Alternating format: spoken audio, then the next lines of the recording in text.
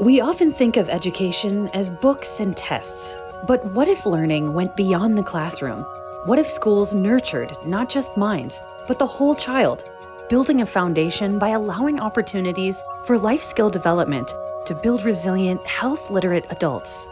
Our students, they come to school at times for education, also at times for love and care, which looks different for a lot of students, right? And so each student has their own path. They have their own individual understanding of what success may look like, which for our educators, they might need assistance and support when acquiring or understanding what exactly their students' needs are. Students are coming to school sometimes hungry, sometimes they weren't able to wash their clothes the night before, sometimes they don't have a place to stay at night, sometimes they're just not getting enough physical activity and movement throughout the day, sometimes they're going through puberty. And those are all kind of challenges and barriers to learning that most educators aren't equipped to handle. Due to some national and state education policies, school administrators are not held accountable for the health and well-being and how our youth thrive as adults. They are held accountable for test scores, attendance, and graduation rates. And so our work is to articulate and communicate how health education and those systems change procedures around the whole child really does make a difference around those accountability measures that those superintendents are held accountable for. It's about empowering students with the tools to navigate life's complexities, not just memorizing facts, but building the skills to make informed choices, advocate for themselves, and create healthy habits that last a lifetime.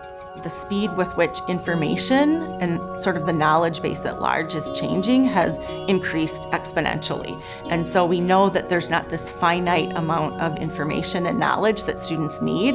What they need to be able to do is figure out how do they learn things as they change. Students' ability to thrive is really based on whether or not they can behave in healthy ways. And so to do that, you need skills. Knowledge is important, but you actually need the skills to demonstrate healthy behaviors. While knowledge is helpful, knowledge changes over time, and those skills are foundational, and we can use them in many different situations throughout our life to be healthy. Focusing on health education and the systems in schools really does help students thrive. So there's evidence base and research to demonstrate that when we work on the health and well-being of our students and staff, put policies in place to ensure students feel safe, or they're getting breakfast and lunch programs, or they have quality physical education, or they're able to physically move their bodies throughout the school day, we know that there is an inextricable link between health and learning. And what that results in is higher test scores, higher attendance rates, higher graduation rates, retention of teachers.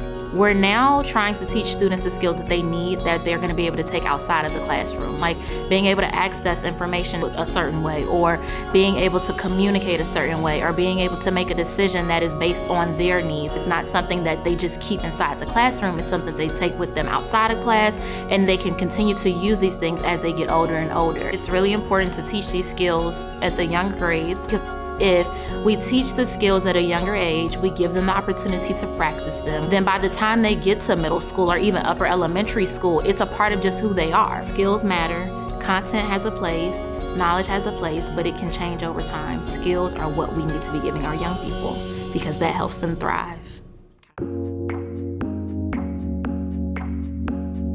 Creating this kind of holistic learning environment requires a systemic approach, a shift in how we think about education. That's where innovative solutions come into play, helping schools build sustainable systems that support the well-being of every student. So how do we create change? So we do it in a few different ways. One is that we make sure that there's quality health education curriculum in the hands of educators. So we make sure that our curriculum isn't just content-based, so students have the ability to practice health-enhancing skills. Another opportunity is that when we work with educators and school leaders around ensuring that those policies are consistent. So we want to make sure that we're creating environmental change. The third piece of our work is around our system simulations, and those are board games. They're experiences that education leaders and partners of education and educators play in order to understand how to create effective change. And that change can be within the health and well-being sector, but it can also be around technology or any other change that happens in schools.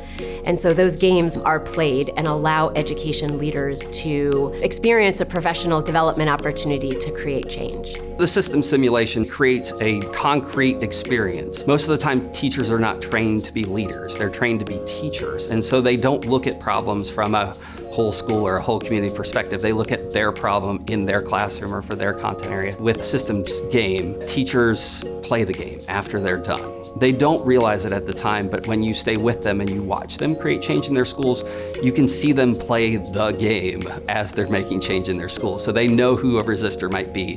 They know who might facilitate a change in their building. Or they understand to be a little bit patient or to be strategic, that I might change this first and then this change will be a little bit easier later on. And so it's really neat to see them play the game, but it's rare in life where you have a situation that is that concrete, that actually gives you that experience to lead in a safe, supportive environment. If you want kids to learn, they have to be healthy. And to be healthy, safe, engaged, supportive, and challenged, for kids to be at their best, it takes a whole school and a whole community to do that. There is hope for our school communities and for our educators supporting these children.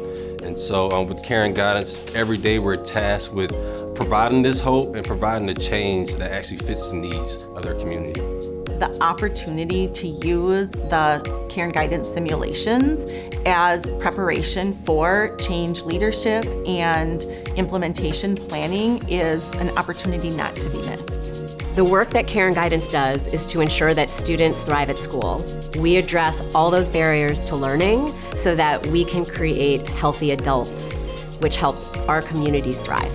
Let's build schools where every child has the chance to thrive, not just academically, but in every aspect of their lives. Discover how to create healthier, more connected school communities. Visit Cairn Guidance at cairnguidance.com.